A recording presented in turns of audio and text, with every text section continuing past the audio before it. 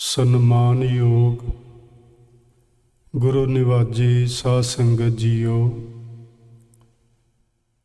ਆਪ ਜੀ ਨੇ ਗੁਰਬਾਣੀ ਕੀਰਤਨ ਦਾ ਆਨੰਦ ਮਾਣਿਆ ਹੈ। ਆਓ ਹੁਣ ਆਪਣੀਆਂ ਮਨੋਬਿਰਤੀਆਂ ਅੱਜ ਦੀ ਵਿਚਾਰਧਾਰਾ ਨਾਲ ਜੋੜਨ ਦਾ ਯਤਨ ਕਰੀਏ। ਆਪਾਂ ਸ਼੍ਰੀ ਗੁਰੂ ਨਾਨਕ ਦੇਵ ਮਹਾਰਾਜ ਜੀ ਦਾ ਜੀਵਨ ਇਤਿਹਾਸ ਪੜ੍ਹ ਰਹੇ ਹਾਂ, ਸਮਝ ਰਹੇ ਹਾਂ। ਪਿਛਲੀ ਕਥਾ ਵਿੱਚ ਆਪਾਂ ਵੇਖਿਆ ਸੀ ਕਿ ਗੁਰੂ ਨਾਨਕ ਦੇਵ ਮਹਾਰਾਜ ਅਸਾਮ ਪਹੁੰਚੇ ਹੋਏ ਨੇ। ਢਾਕੇ ਸ਼ਹਿਰ ਦੇ ਕੋਲ ਉਹਨਾਂ ਨੇ ਡੇਰਾ ਲਾਇਆ ਹੋਇਆ ਹੈ। ਉੱਥੇ ਪਹੁੰਚਣ ਤੋਂ ਪਹਿਲਾਂ ਉਹਨਾਂ ਨੂੰ ਇੱਕ ਸਾਧੂਆਂ ਦੀ ਮੰਡਲੀ ਮਿਲੀ ਸੀ, ਜਿਨ੍ਹਾਂ ਵਿੱਚ ਉਹਨਾਂ ਦੇ ਮੁਖੀ ਸਾਧੂ ਸਨ ਸਾਧੂ ਰਾਮਦਾਸ। ਗੁਰੂ ਜੀ ਉਹਨਾਂ ਕੋਲ ਕੁਝ ਦਿਨ ਠਹਿਰੇ ਸਨ। ਉੱਥੇ ਉਹਨਾਂ ਨੇ ਕੋਈ ਵਾਰਤਾਲਾਪ ਨਹੀਂ ਕੀਤੀ, ਕੋਈ ਗੱਲਬਾਤ ਜ਼ਿਆਦਾਤਰ ਨਹੀਂ ਹੋਈ। ਸਿਰਫ ਇਕਾਂਤ ਵਿੱਚ ਬੈਠੇ ਰਹਿਣਾ ਤੇ ਰਾਤ ਨੂੰ ਕਿਸੇ ਐਸੀ ਜਗ੍ਹਾ ਤੇ ਜਾਣਾ ਜਿੱਥੇ ਉਹਨਾਂ ਨੂੰ ਦੂਸਰੇ ਸਾਧੂ ਜਨ ਨਾ ਵੇਖ ਸਕਦੇ ਹੋਣ। ਤੇ ਗੁਰੂ ਸਾਹਿਬ ਨੂੰ ਜਦੋਂ ਪੁੱਛਿਆ ਗਿਆ ਸੀ ਕਿ ਤੁਸੀਂ ਰਾਤ ਦੇ ਸਮੇਂ ਕਿੱਥੇ ਜਾਂਦੇ ਸੀ, ਤੇ ਉਹਨਾਂ ਨੇ ਆਖਿਆ ਸੀ ਅਸੀਂ ਪਰਮੇਸ਼ਵਰ ਦੀ ਦਰਗਾਹ ਵਿੱਚ ਚਲੇ ਜਾਂਦੇ ਸਾਂ। ਸੋ ਇੱਥੋਂ ਤੱਕ ਆਪਾਂ ਪਿਛਲੀ ਕਥਾ ਵਿੱਚ ਸਮਝ ਲਿਆ ਸੀ। ਅਗਲੀ ਵਿਚਾਰ ਪ੍ਰਾਰੰਭ ਕਰਨ ਤੋਂ ਪਹਿਲਾਂ ਮੈਂ ਇੱਕ ਦੋ ਮਿੰਟ ਆਪ ਜੀ ਦੇ ਲੈਣਾ ਚਾਹਾਂਗਾ। ਇੱਕ ਸਵਾਲ ਆਇਆ ਸੀ ਕਿ ਕੀ ਕਿਸੇ ਸਾਧੂ ਕੋਲ, ਕਿਸੇ ਮਹਾਂਪੁਰਸ਼ ਦੇ ਕੋਲ ਜੇ ਕੋਈ ਬੰਦਾ ਚੁੱਪ ਕਰਕੇ ਬੈਠਾ ਰਹੇ ਤੇ ਕੀ ਉਹ ਨਿਹਾਲ ਹੋ ਸਕਦਾ ਹੈ? ਇਹਦੇ ਬਾਰੇ ਮੈਨੂੰ ਤੇ ਕੋਈ ਜਾਣਕਾਰੀ ਨਹੀਂ ਕਿ ਨਿਹਾਲ ਕੋਈ ਹੋ ਸਕਦਾ ਹੈ ਕਿ ਨਹੀਂ ਹੋ ਸਕਦਾ, ਪਰ ਗੁਰੂ ਅਰਜਨ ਦੇਵ ਮਹਾਰਾਜ ਜੀ ਨੇ ਬਚਨ ਸੁਖਮਨੀ ਸਾਹਿਬ ਜੀ ਦੀ ਬਾਣੀ ਵਿੱਚ ਲਿਖੇ ਨੇ, ਸਾਧ ਕੈ ਸੰਗ ਨਹੀਂ ਕਿਛ ਕਾਲ, ਦਰਸ਼ਨ ਭੇਟਤ ਹੋਤ ਨਿਹਾਲ। ਕੋਈ ਪੂਰਨ ਪੁਰਸ਼ ਮਿਲੇ, ਉਹਦੀ ਸੰਗਤ ਵਿੱਚ ਬੈਠ ਜਾਈਏ ਤੇ ਕੋਈ ਘਾਲਣਾ ਨਹੀਂ ਘਾਲਣੀ ਪੈਂਦੀ, ਕੋਈ ਉਚੇਚੇ ਵੱਡੀ ਮਿਹਨਤ ਨਹੀਂ ਕਰਨੀ ਪੈਂਦੀ। ਕੇਵਲ ਸਾਧੂ ਦਾ ਦਰਸ਼ਨ ਹੀ ਕਾਫੀ ਹੁੰਦਾ ਹੈ। ਦਰਸ਼ਨ ਦੇ ਨਾਲ ਹੀ ਪਾਰ ਉਤਾਰਾ ਮਨੁੱਖ ਦਾ ਹੋ ਜਾਂਦਾ ਹੈ। ਇਹ ਗੁਰੂ ਅਰਜਨ ਦੇਵ ਮਹਾਰਾਜ ਜੀ ਦੇ ਬਚਨ ਨੇ। ਤੇ ਅਗਲਾ ਸਵਾਲ ਆਇਆ ਕਿ ਫਿਰ ਸਾਰੇ ਜਣੇ ਨਿਹਾਲ ਹੋ ਕਿਉਂ ਨਹੀਂ ਜਾਂਦੇ? ਅਸਲ ਵਿੱਚ ਅਸੀਂ ਨਿਹਾਲ ਸ਼ਬਦ ਹੀ ਨਹੀਂ ਸਮਝ ਪਾਏ। ਜਿੰਨੇ ਲੋਕ ਪੂਰਨ ਪੁਰਸ਼ਾਂ ਨੂੰ ਮਿਲਦੇ ਨੇ ਉਹ ਨਿਹਾਲ ਹੋ ਜਾਂਦੇ ਨੇ। ਨਿਹਾਲ ਹੋਣ ਦਾ ਮਤਲਬ ਹੁੰਦਾ ਹੈ ਕਿ ਜੋ ਸਾਡੀ ਮਨ ਇੱਛਤ ਵਸਤੂ ਹੈ ਉਹ ਸਾਨੂੰ ਮਿਲ ਜਾਏ। ਸਾਨੂੰ ਕਿਤੇ ਸੁਆਦਲਾ ਭੋਜਨ ਮਿਲ ਜਾਏ ਤੇ ਅਸੀਂ ਕਹਿ ਦਿੰਦੇ ਅੱਜ ਤੇ ਖਾਣਾ ਖਾ ਕੇ ਨਿਹਾਲ ਹੋ ਗਏ। ਸਾਨੂੰ ਕਿਤੇ ਕੀਰਤਨ ਕਥਾ ਪਸੰਦ ਆ ਜਾਏ, ਅਸੀਂ ਬੈਠ ਕੇ ਸੁਣ ਲਈਏ ਤੇ ਅਸੀਂ ਕਹਿੰਦੇ ਕਿ ਅੱਜ ਭਾਈ ਸਾਹਿਬ ਨੇ ਬੜਾ ਵਧੀਆ ਕੀਰਤਨ ਕੀਤਾ, ਸਾਰੀ ਸੰਗਤ ਨਿਹਾਲ ਹੋ ਗਈ। ਸੋ ਨਿਹਾਲ ਹੋ ਜਾਣ ਦਾ ਮਤਲਬ ਇਹ ਹੁੰਦਾ ਹੈ ਕਿ ਜੋ ਸਾਡੀ ਮਨ ਇੱਛਤ ਵਸਤੂ ਜਾਂ ਵਿਚਾਰ ਉਸ ਦੀ ਪੂਰਤੀ ਹੋ ਜਾਏ ਤੇ ਉਸ ਨੂੰ ਨਿਹਾਲ ਹੋਣਾ ਆਖੀਦਾ ਹੈ। ਹੁਣ ਸਾਧੂਆਂ ਦੀ ਸੰਗਤ ਵਿੱਚ, ਗੁਰੂ ਦੇ ਦਰਬਾਰ ਵਿੱਚ ਸਾਰੇ ਲੋਕ ਪਰਮੇਸ਼ਵਰ ਦਾ ਨਾਮ ਲੈ ਕੇ ਨਿਹਾਲ ਹੋਣ ਨਹੀਂ ਆਉਂਦੇ। ਇੱਥੇ ਸਾਡੇ ਆਉਣ ਦੇ ਵੱਖ-ਵੱਖ ਪ੍ਰਯੋਜਨ ਹੁੰਦੇ ਨੇ। ਕੋਈ ਤੰਦਰੁਸਤੀ ਲਈ ਆਇਆ ਹੈ, ਕੋਈ ਧਨ ਪਦਾਰਥ ਦੀ ਇੱਛਾ ਲੈ ਕੇ ਆਇਆ ਹੈ, ਕੋਈ ਔਲਾਦ ਦੀ ਇੱਛਾ ਲੈ ਕੇ ਆਇਆ ਹੈ। ਇਸ ਤਰ੍ਹਾਂ ਦੀਆਂ ਅਨੇਕ ਇੱਛਾਵਾਂ ਲੈ ਕੇ ਲੋਕ ਗੁਰੂਆਂ ਕੋਲ, ਮਹਾਂਪੁਰਸ਼ਾਂ ਕੋਲ ਆਉਂਦੇ ਨੇ ਤੇ ਜੋ ਉਹਨਾਂ ਦੀ ਮਨ ਇੱਛਤ ਵਸਤੂ ਹੁੰਦੀ ਉਹਨਾਂ ਨੂੰ ਜ਼ਰੂਰ ਮਿਲ ਜਾਂਦੀ ਹੈ। ਜੇ ਕੋਈ ਨਾਮ ਦੀ ਯਾਚਨਾ ਕਰਦਾ ਗੁਰੂ ਦਰਬਾਰ ਵਿੱਚ ਆ ਕੇ, ਉਸ ਨੂੰ ਨਾਮ ਵੀ ਮਿਲਦਾ ਹੈ। ਸੋ ਹਰ ਮਨੁੱਖ ਨਿਹਾਲ ਹੁੰਦਾ ਗੁਰੂ ਦੇ ਚਰਨਾਂ ਵਿੱਚ ਆ ਕੇ।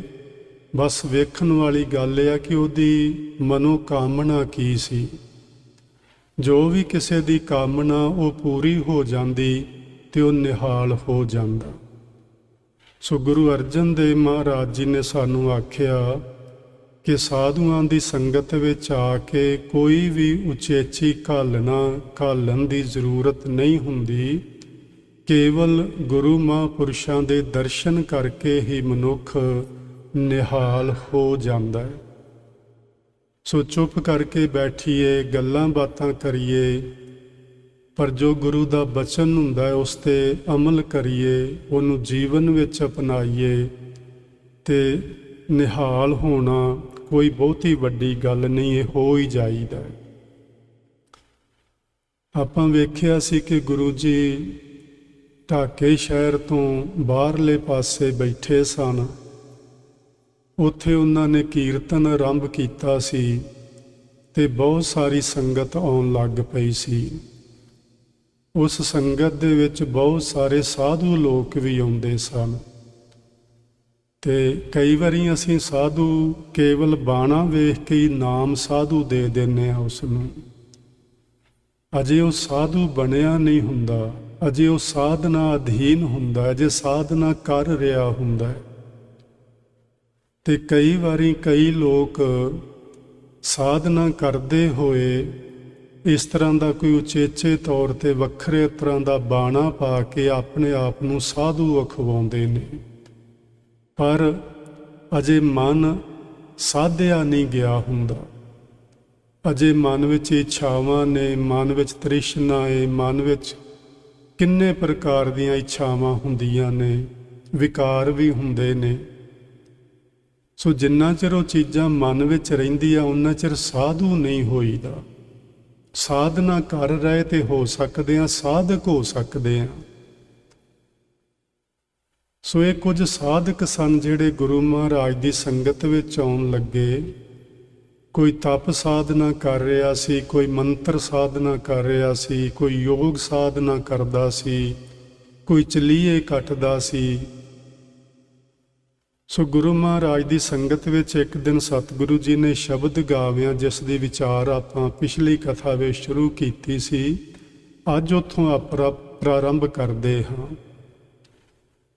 ਗੁਰੂ ਜੀ ਨੇ ਜਿਹੜੀਆਂ ਇਹ ਸ਼ਬਦ ਦੀਆਂ ਰਹਾਉ ਵਾਲੀਆਂ ਪੰਕਤੀਆਂ ਨੇ ਉਹਦੇ ਵਿੱਚ ਇਹ ਗਾਵਿਆਂ ਸੀ, ਚਤੁਰਾਈ ਨਹਿ ਚੀਨਿਆ ਜਾਏ, ਪਰਮਾਤਮਾ ਅਕਾਲ ਪੁਰਖ ਵਾਹਿਗੁਰੂ ਕਿਸੇ ਪ੍ਰਕਾਰ ਦੀ ਚਤੁਰਾਈ ਨਾਲ, ਕਿਸੇ ਪ੍ਰਕਾਰ ਦੀ ਚਲਾਕੀ ਨਾਲ, ਕਿਸੇ ਤਰ੍ਹਾਂ ਲੋਕਾਂ ਦੀਆਂ ਅੱਖਾਂ ਵਿੱਚ ਮਿੱਟੀ ਪਾ ਕੇ ਰੱਬ ਨੂੰ ਨਹੀਂ ਪਹਿਚਾਣ ਸਕੀਦਾ।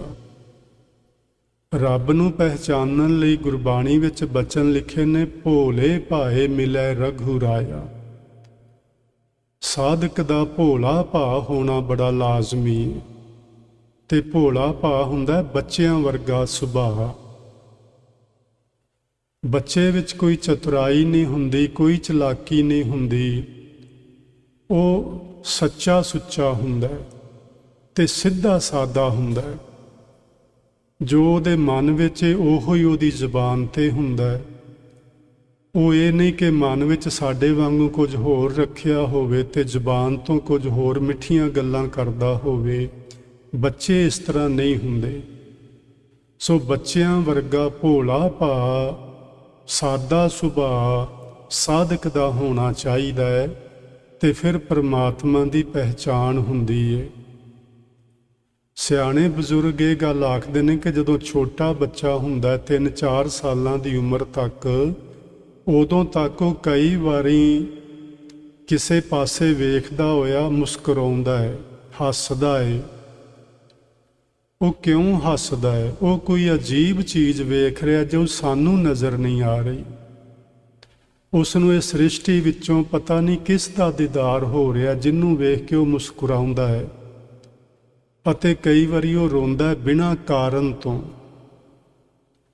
ਉਹਦਾ ਵੀ ਕੋਈ ਖਾਸ ਮਤਲਬ ਹੁੰਦਾ ਹੈ ਕਿ ਕੋਈ ਚੀਜ਼ ਉਹਦੀਆਂ ਅੱਖਾਂ ਦੇ ਸਾਹਮਣੇ ਉਹ ਪਾਸੇ ਹੋ ਗਈ ਹੈ, ਜਿਸ ਨੂੰ ਉਹ ਬੜੀ ਪਿਆਰੀ ਲੱਗ ਰਹੀ ਸੀ, ਜੋ ਉਸ ਨੂੰ ਉਹ ਬੜੀ ਪਿਆਰੀ ਲੱਗ ਰਹੀ ਸੀ, ਉਹ ਇੱਕਦਮ ਅੱਖਾਂ ਤੋਂ ਪਾਸੇ ਹੋ ਗਈ ਤੇ ਉਹਦਾ ਰੋਣ ਨਿਕਲ ਗਿਆ।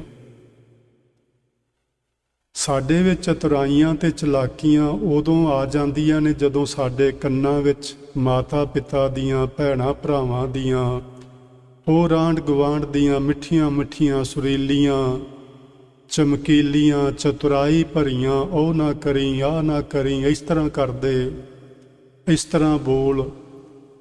ਉਹ ਜਿਵੇਂ ਜਿਵੇਂ ਸਾਡੇ ਕੰਨਾਂ 'ਚ ਆਵਾਜ਼ਾਂ ਪੈਂਦੀਆਂ ਨੇ, ਤਿਵੇਂ ਤਿਵੇਂ ਸਾਡੇ ਵਿੱਚ ਵੀ ਉਹ ਚਤੁਰਾਈਆਂ ਚਲਾਕੀਆਂ ਆਉਣੀਆਂ ਸ਼ੁਰੂ ਹੁੰਦੀਆਂ ਨੇ। ਫਿਰ ਉਹ ਜਿਹੜਾ ਕੌਤਕ ਵਰਤਦਾ ਸੀ ਬੱਚੇ ਦੀਆਂ ਅੱਖਾਂ ਅੱਗੇ, ਉਹ ਵਰਤਣਾ ਬੰਦ ਹੋ ਜਾਂਦਾ। ਫਿਰ ਅਸੀਂ ਸਾਰੀ ਜ਼ਿੰਦਗੀ ਇਸ ਮੋਹ ਮਮਤਾ ਵਿੱਚ ਹੀ ਬਿਤਾ ਕੇ ਚਲੇ ਜਾਂਦੇ ਹਾਂ। ਉਹ ਚੀਜ਼ਾਂ ਸਭ ਅਲੋਪ ਹੋ ਜਾਂਦੀਆਂ ਨੇ ਜਿਹੜੀਆਂ ਅਸੀਂ ਜਨਮ ਦੇ ਨਾਲ ਲੈ ਕੇ ਸੰਸਾਰ ਵਿੱਚ ਆਏ ਸਾਂ। ਗੁਰੂ ਜੀ ਨੇ ਆਖਿਆ, ਚਤੁਰਾਈ ਨਹਿ ਚੀਨਿਆ ਜਾਏ। ਉੱਥੇ ਬਹੁਤ ਸਾਧੂ ਲੋਕ ਬੈਠੇ ਸਨ, ਹੋਰ ਵੀ ਢਾਕੇ ਦੇ ਬਹੁਤ ਸਿਆਣੇ ਸਿਆਣੇ ਲੋਕ ਆ ਕੇ ਬੈਠੇ ਸਨ। ਬਿਨ ਮਾਰੇ ਕਿਉਂ ਕੀਮਤ ਪਾਏ, ਮਨ ਨੂੰ ਮਾਰਨ ਤੋਂ ਬਿਨਾ। ਅਸੀਂ ਮਨ ਨੂੰ ਮਾਰਨਾ ਵੀ ਸਮਝ ਲਈਏ। ਮਨ ਨੂੰ ਮਾਰਨਾ ਉਹਦੀ ਜਿੰਦ ਕੱਢ ਦੇਣਾ ਨਹੀਂ ਹੁੰਦਾ। ਮਨ ਨੂੰ ਮਾਰਨਾ ਹੁੰਦਾ ਕਿ ਕਿਸੇ ਕੰਮ ਨੂੰ ਤਕੜਿਆਂ ਹੋ ਕੇ ਕਰੀ ਜਾਣਾ, ਉਸ ਕੰਮ ਪਿੱਛੇ ਲੱਗੇ ਰਹਿਣਾ, ਛੱਡਣਾ ਨਾ। ਜਦੋਂ ਕੋਈ ਬੰਦਾ ਬਹੁਤ ਤਕੜੀ ਮਿਹਨਤ ਕਰੇ, ਚੰਗੇ ਪੈਸੇ ਕਮਾਏ, ਦੁਨੀਆ ਵਿੱਚ ਸ਼ੋਹਰਤ ਹਾਸਲ ਕਰ ਲਵੇ, ਤੇ ਅਸੀਂ ਸਾਰੇ ਜਣੇ ਕਹਿੰਦੇ ਹਾਂ ਉਹਨੇ ਬੜਾ ਮਨ ਮਾਰ ਕੇ ਕੰਮ ਕੀਤਾ ਸੀ। ਇਹਦਾ ਮਤਲਬ ਸੀ ਬਹੁਤ ਭਾਰੀ ਮਿਹਨਤ ਕੀਤੀ ਸੀ। ਸੋ ਮਨ ਮਾਰਨਾ ਹੈ। ਗੁਰੂ ਜੀ ਨੇ ਲਿਖਿਆ, ਮਨ ਮਾਰੇ ਬਿਨ ਭਗਤ ਨਾ ਹੋਈ। ਮਨ ਨੂੰ ਮਾਰਨ ਤੋਂ ਬਿਨਾ, ਯਾਨੀ ਮਨ ਨੂੰ ਵਸ ਵਿੱਚ ਕਰਨ ਤੋਂ ਬਿਨਾ, ਮਨ ਨੂੰ ਕਾਬੂ ਵਿੱਚ ਰੱਖਣ ਤੋਂ ਬਿਨਾ ਪਰਮਾਤਮਾ ਦੀ ਭਗਤੀ ਨਹੀਂ ਹੁੰਦੀ। ਬਿਨ ਮਾਰੇ, ਬਿਨਾ ਮਨ ਨੂੰ ਮਾਰਨ ਤੋਂ, ਯਾਨੀ ਮਨ ਨੂੰ ਵਸ ਵਿੱਚ ਰੱਖਣ ਤੋਂ। ਸਾਡਾ ਮਨ, ਇਹਦੇ 5 ਦਰਵਾਜ਼ੇ ਨੇ ਬਾਹਰ ਨੂੰ ਦੌੜਨ ਦੇ, ਜਿਨ੍ਹਾਂ ਨੂੰ ਆਪਾਂ ਇੰਦਰੇ ਆਖਦੇ ਹਾਂ, 5 ਗਿਆਨ ਇੰਦਰੇ। ਕਦੀ ਅੱਖਾਂ ਰਾਹੀਂ ਬਾਹਰ ਦੌੜਦਾ, ਕਦੀ ਕੰਨਾਂ ਰਾਹੀਂ, ਕਦੀ ਨੱਕ ਰਾਹੀਂ, ਕਦੀ ਛੂਹਣ ਦੁਆਰਾ। ਇਸ ਤਰ੍ਹਾਂ ਇਹ ਸਾਡਾ ਮਨ ਬਾਹਰ ਨੂੰ ਦੌੜਦਾ, ਤੇ ਇਸ ਢੰਗ ਨਾਲ ਇਹ ਦੌੜਦਾ। ਇਹਦੇ ਉੱਤੇ ਕਾਬੂ ਪਾਉਣਾ, ਇਹਦੇ ਤੇ ਕੰਟਰੋਲ ਰੱਖਣਾ। ਮੈਂ ਅੱਖਾਂ ਦੁਆਰਾ ਕਿਸੇ ਸੁੰਦਰ ਰੂਪ ਨੂੰ ਤੱਕਦਾ, ਤੇ ਇਸ ਤਰ੍ਹਾਂ ਤੱਕਾਂ ਕਿ ਇਹਦੇ ਵਿੱਚ ਪਰਮਾਤਮਾ ਦੀ ਜੋਤ ਹੈ, ਇਸ ਲਈ ਇਹ ਸੁੰਦਰ ਸਰੂਪ ਹੈ। ਪਰ ਜੇ ਮੈਂ ਵਿਕਾਰੀ ਦ੍ਰਿਸ਼ਟੀ ਨਾਲ ਤੱਕਾਂ ਤੇ ਮੇਰੇ ਮਨ ਤੇ ਮੇਰਾ ਕੋਈ ਕੰਟਰੋਲ ਨਹੀਂ, ਉਸ ਨੂੰ ਆਖਿਆ ਮਨ ਮਾਰਨਾ। ਬਿਨ ਮਾਰੇ ਕਿਉਂ ਕੀਮਤ ਪਾਏ। ਪਰਮਾਤਮਾ ਦੇ ਦਰਸ਼ਨਾਂ ਦੀ ਕੀਮਤ ਨਹੀਂ ਪਾਈ ਜਾ ਸਕਦੀ ਜਿੰਨਾ ਚਿਰ ਸਾਡਾ ਮਨ ਕਾਬੂ ਵਿੱਚ ਨਹੀਂ, ਜਿੰਨਾ ਚਿਰ ਸਾਡਾ ਮਨ ਕੰਟਰੋਲ ਵਿੱਚ ਨਹੀਂ। ਸੋ ਉੱਥੇ ਸ਼ਬਦ ਉਹਨਾਂ ਸਾਧੂਆਂ ਮਹਾਂਪੁਰਸ਼ਾਂ ਵਿੱਚ ਗੁਰੂ ਮਹਾਰਾਜ ਜੀ ਨੇ ਪੜ੍ਹਿਆ ਤਾਂ ਕਿ ਉਹਨਾਂ ਨੂੰ ਸਮਝ ਪੈ ਜਾਏ कि ਜਿਹੜੇ ਕਾਰਜ ਤੁਸੀਂ ਕਰਦੇ ਹੋ, ਜਿਹੜੀਆਂ ਸਾਧਨਾਵਾਂ ਤੁਸੀਂ ਕਰਦੇ ਹੋ, ਇਹਨਾਂ ਸਾਧਨਾਵਾਂ ਦੁਆਰਾ ਸਿੱਧੀਆਂ ਹਾਸਲ ਹੋ ਜਾਂਦੀਆਂ ਨੇ। ਲੇਕਿਨ ਪਰਮੇਸ਼ਵਰ ਬੜੀ ਸੂਖਸ਼ਮ ਹਸਤੀ ਏ। ਉਸ ਨੂੰ ਸਿੱਧ ਕਰਨ ਲਈ, ਉਸ ਦਾ ਦੀਦਾਰ ਕਰਨ ਲਈ ਤੁਹਾਨੂੰ ਇਹਨਾਂ ਰਿੱਧੀਆਂ ਸਿੱਧੀਆਂ ਤੋਂ ਉੱਚਾ ਉੱਠਣਾ ਹੋਏਗਾ। ਫਿਰ ਗੁਰੂ ਜੀ ਨੇ ਪਹਿਲੇ ਬੰਦ ਵਿੱਚ ਸਮਝਾਇਆ, ਮਨ ਕੁੰਚਰ ਕਾਇਆ ਉਦਿਆਨੈ। ਇਹ ਸਾਡੇ ਮਨ ਦੀ ਹਾਲਤ ਕਿਹੋ ਜਿਹੀ ਹੈ, ਜਿਸ ਨੂੰ ਮਾਰਨਾ ਹੈ, ਜਿਸ ਨੂੰ ਵਸ ਵਿੱਚ ਕਰਨਾ ਹੈ। ਇਹ ਸਾਡੇ ਮਨ ਦੀ ਹਾਲਤ ਇਹੋ ਜਿਹੀ ਹੈ ਕਿ ਸਾਡਾ ਮਨ ਇੱਕ ਹਾਥੀ ਦੀ ਤਰ੍ਹਾਂ ਅਮੋੜ ਬਣਿਆ ਹੋਇਆ ਹੈ। ਕਿਸੇ ਹਾਥੀ ਨੂੰ ਤੁਸੀਂ ਕਿੰਨੇ ਸੁੰਦਰ ਬਾਗ ਬਗੀਚੇ ਵਿੱਚ ਛੱਡ ਦਿਓ ਖੁੱਲ੍ਹਾ, ਉਹ 5-7 ਮਿੰਟਾਂ ਵਿੱਚ ਹੀ ਉਹ ਪੂਰਾ ਬਾਗ ਹੀ ਉਜਾੜ ਦੇਵੇਗਾ, ਫੁੱਲ ਪੁੱਟ ਕੇ ਸੁੱਟ ਦੇਗਾ, ਬੂਟੇ ਤੋੜ ਦੇਵੇਗਾ। ਇਹ ਉਹਦਾ ਸੁਭਾਅ ਹੈ, ਉਹਦੇ ਵੱਸ ਦੀ ਗੱਲ ਨਹੀਂ। ਸਾਡੇ ਮਨ ਦਾ ਇਹੋ ਹੀ ਸੁਭਾਅ ਹੈ। ਸਰੀਰ ਰੂਪ ਜੰਗਲ ਦੇ ਵਿੱਚ ਜਿੱਥੇ ਹੋਰ ਬਹੁਤ ਸਾਰੇ ਇਹ ਜਾਨਵਰ ਰਹਿੰਦੇ ਨੇ, ਇਹ ਸਾਡੇ ਅੰਦਰ ਦੇ ਜੀ ਪਸ਼ੂ ਹਨ, ਇਹ ਜਾਨਵਰ ਹਨ ਜਿਹੜੇ ਸਾਡੇ ਤੋਂ ਪਸ਼ੂਆਂ ਵਰਗੇ, ਜਾਨਵਰਾਂ ਵਰਗੇ ਕੰਮ ਕਰਾਉਂਦੇ ਨੇ। ਕਦੀ ਕਾਮ ਸਾਨੂੰ ਖਿੱਚ ਕੇ ਉੱਧਰ ਲੈ ਜਾਂਦਾ ਹੈ, ਕਦੀ ਕ੍ਰੋਧ ਖਿੱਚ ਕੇ ਇਹਨੂੰ ਲੈ ਜਾਂਦਾ ਹੈ। ਇਸ ਤਰ੍ਹਾਂ ਅਸੀਂ ਇਹਨਾਂ ਵਿਕਾਰਾਂ ਦੇ ਅਧੀਨ ਹੋਏ ਅਸੀਂ ਆਪਣੇ ਸਰੀਰ ਦੇ ਅੰਦਰ ਮਾਨੋ ਪੱਧਰ ਮਚਾਇਆ ਹੁੰਦਾ। ਹਾਥੀ, ਇਹ ਸਾਡਾ ਮਨ ਹਾਥੀ ਸਭ ਜਾਨਵਰਾਂ ਤੋਂ ਤਕੜਾ ਹੈ। ਫਿਰ ਇਹਨੂੰ ਵਸ ਵਿੱਚ ਕਿਵੇਂ ਕਰਨਾ, ਉਹਦਾ ਤਰੀਕਾ ਬਹੁਤ ਸੋਹਣਾ ਗੁਰੂ ਜੀ ਨੇ ਦੱਸਿਆ। ਗੁਰ ਅੰਕਸ਼, ਅੰਕਸ਼ ਹੁੰਦਾ ਇੱਕ ਜਿਹੜਾ ਉੱਤੇ ਹਾਥੀ ਦੇ ਉੱਤੇ, ਉਹਨੂੰ ਹਾਥੀ ਨੂੰ ਚਲਾਉਣ ਵਾਲਾ ਹਥਵਾਨ ਹੁੰਦਾ ਹੈ। ਹਥਵਾਨ ਦੇ ਹੱਥ ਵਿੱਚ ਇੱਕ ਸੂਆ ਹੁੰਦਾ ਹੈ। ਹਾਥੀ ਨੂੰ ਚਲਾਉਣ ਵਾਸਤੇ, ਸਿੱਧਾ ਤੋਰਨ ਵਾਸਤੇ ਉਹ ਸੂਏ ਦੀ ਵਰਤੋਂ ਕਰਦਾ ਹੈ, ਉਸ ਨੂੰ ਅੰਕੁਸ਼ ਆਖਦੇ ਨੇ। ਮਨ ਰੂਪ ਹਾਥੀ ਨੂੰ ਸਿੱਧਾ ਤੋਰਨ ਵਾਸਤੇ ਗੁਰ ਅੰਕਸ਼ ਹੋਣਾ ਚਾਹੀਦਾ ਹੈ। ਗੁਰ ਸ਼ਬਦ, ਸ਼ਬਦ ਮੈਨੇ ਗੁਰੂ ਦੀ ਸਿੱਖਿਆ। ਹਰ ਵਕਤ ਗੁਰੂ ਦੀ ਸਿੱਖਿਆ ਦਾ ਕੁੰਡਾ ਸਾਡੇ ਸਿਰ ਤੇ ਹੋਵੇ। ਇਸ ਮਨ ਰੂਪ ਹਾਥੀ ਦੇ ਸਿਰ ਉੱਤੇ ਗੁਰੂ ਦੀ ਸਿੱਖਿਆ ਦਾ ਕੁੰਡਾ ਹੋਵੇ। ਜਦੋਂ ਮਨ ਵਿਕਾਰਾਂ ਵੱਲ ਦੌੜਨ ਲੱਗੇ, ਇਹਨੂੰ ਉਸੇ ਵੇਲੇ ਉਹ ਕੁੰਡਾ ਮਾਰਿਆ ਜਾਏ, ਉਹ ਸੂਆ ਇਹਦੇ ਸਿਰ 'ਚ ਮਾਰਿਆ ਜਾਏ ਕਿ ਤੈਨੂੰ ਅੱਜ ਹੀ ਗੁਰੂ ਜੀ ਨੇ ਆਖਿਆ ਸੀ ਆ ਵਿਕਾਰ ਨਹੀਂ ਕਰਨੇ, ਤੇ ਤੂੰ ਫਿਰ ਉਹਨਾਂ ਦੇ ਪਿੱਛੇ ਲੱਗ ਕੇ ਤੁਰ ਪਿਆ। ਗੁਰ ਅੰਕੁਸ਼ ਹੱਥ ਵਿੱਚ ਹਮੇਸ਼ਾ ਰੱਖਣਾ। ਸੱਚ ਸ਼ਬਦ ਨਿਸ਼ਾਨੇ। ਅੱਗੇ ਨਾ ਰਾਜ ਦੁਆਰੇ ਦੀ ਗੱਲ ਗੁਰੂ ਜੀ ਨੇ ਕੀਤੀ ਏ। ਜਿਹੜੇ ਹੱਥ ਰਾਜਿਆਂ ਦੇ, ਜਿਹੜੇ ਹਾਥੀ ਰਾਜਿਆਂ ਦੇ ਹੁੰਦੇ ਸਨ, ਉਹਨਾਂ ਰਾਜਿਆਂ ਦੇ ਹਾਥੀਆਂ ਨੂੰ ਇੱਕ ਨਿਸ਼ਾਨ ਲਗਾਇਆ ਹੁੰਦਾ ਸੀ। ਉਹਦੀ ਇੱਕ ਛਾਪ ਲਗਾਈ ਹੁੰਦੀ, ਲੋਹਾ ਗਰਮ ਕਰਕੇ ਉਹ ਹਾਥੀ ਦੇ ਸਰੀਰ ਤੇ ਕਿਤੇ ਉਹ ਸਟੈਂਪ ਕਰ ਦਿੱਤਾ ਜਾਂਦਾ। ਉਹ ਨਿਸ਼ਾਨੀ ਹੁੰਦੀ ਕਿ ਇਹ ਰਾਜੇ ਦੇ ਦਰਬਾਰ ਦਾ ਹਾਥੀ ਏ।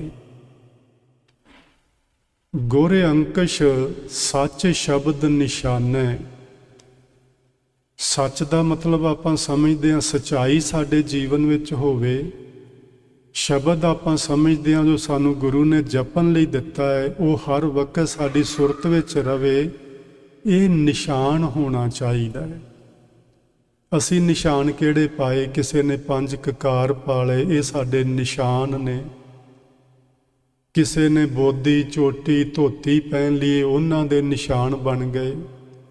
ਕਿਸੇ ਨੇ ਮੁੱਛਾਂ ਕਟਵਾ ਲਈਆਂ, ਦਾੜੀ ਰੱਖ ਲਈ, ਉਹਨਾਂ ਦਾ ਨਿਸ਼ਾਨ ਬਣ ਗਿਆ। ਕਿਸੇ ਨੇ ਕੁਝ ਗਲ ਵਿੱਚ ਲਟਕਾ ਲਿਆ, ਕਿਸੇ ਨੇ ਕੁਝ ਲਟਕਾ ਲਿਆ। ਇਹ ਉਹਨਾਂ ਨੇ ਆਪਣੇ ਆਪਣੇ ਧਰਮਾਂ ਦੇ ਨਿਸ਼ਾਨ ਬਣਾ ਲਏ। ਗੁਰੂ ਜੀ ਕਹਿੰਦੇ ਇਹਨਾਂ ਨਿਸ਼ਾਨਾਂ ਦੀ ਕੋਈ ਨਹੀਂ ਲੋੜ।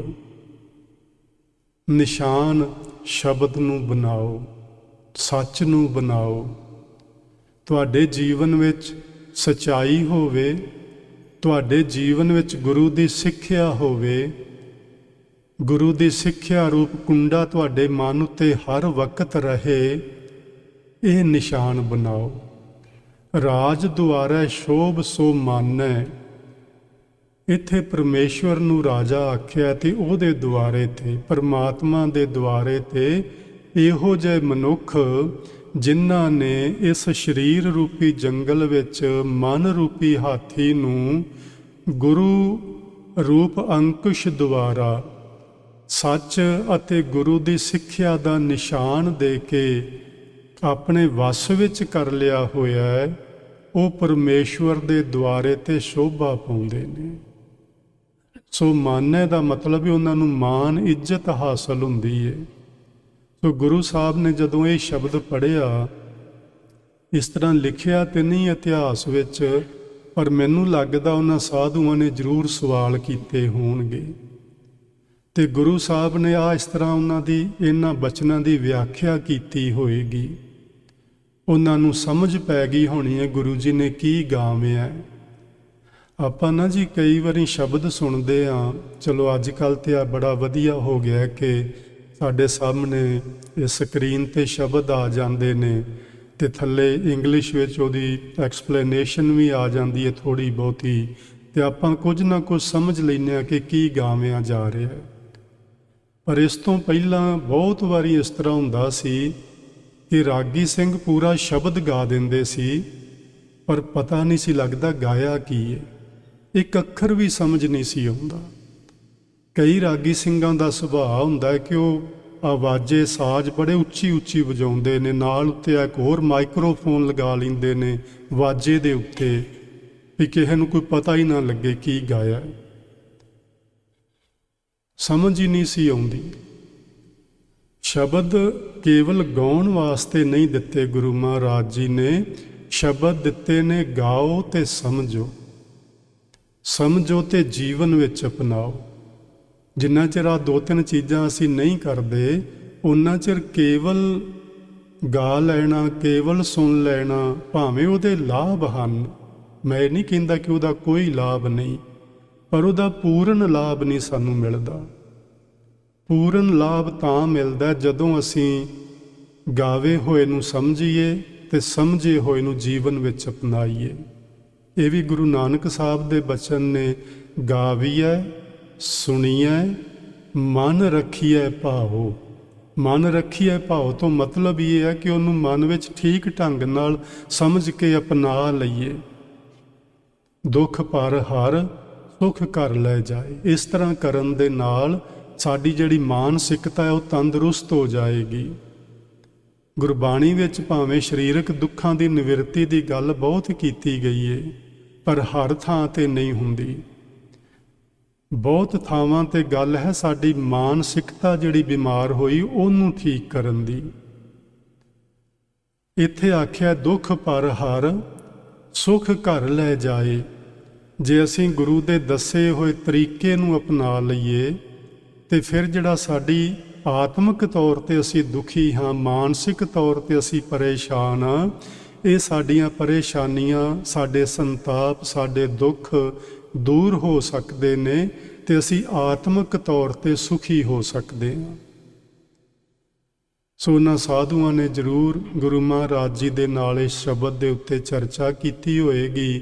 ਕੁਛ ਦਿਨ ਗੁਰੂ ਜੀ ਉੱਥੇ ਠਹਿਰੇ ਤੇ ਇੱਥੇ ਠਹਿਰਨ ਤੋਂ ਬਾਅਦ ਜਦੋਂ ਗੁਰੂ ਜੀ ਨੇ ਇੱਥੋਂ ਚਾਲੇ ਪਾਉਣੇ ਸ਼ੁਰੂ ਕੀਤੇ, ਉਹਨਾਂ ਸਾਰੇ ਸਾਧੂਆਂ ਨੇ, ਸਾਰੇ ਸੰਗਤ ਨੇ, ਜਿਨ੍ਹਾਂ ਨੂੰ ਗੁਰੂ ਦੇ ਬਚਨ ਸਮਝ ਆ ਗਏ ਸਨ, ਤੇ ਉਹਨਾਂ ਨੇ ਹੁਣ ਮੰਨ ਲਿਆ ਸੀ ਕਿ ਆ ਜਿਹੜੀਆਂ ਸਾਧਨਾਵਾਂ ਅਸੀਂ ਸਿੱਧੀਆਂ ਲਈ ਕਰਦੇ ਹਾਂ, ਅਸੀਂ ਇਹਨਾਂ ਨੂੰ ਛੱਡ ਕੇ ਤੇ ਹੁਣ ਉਸ ਇੱਕ ਸਿੱਧ ਵਾਸਤੇ ਅਸੀਂ ਯਤਨਸ਼ੀਲ ਹੋਵਾਂਗੇ, ਯਾਨੀ ਪ੍ਰਭੂ ਦੇ ਦੀਦਾਰਿਆਂ ਵਾਸਤੇ ਅਸੀਂ ਯਤਨਸ਼ੀਲ ਹੋਵਾਂਗੇ।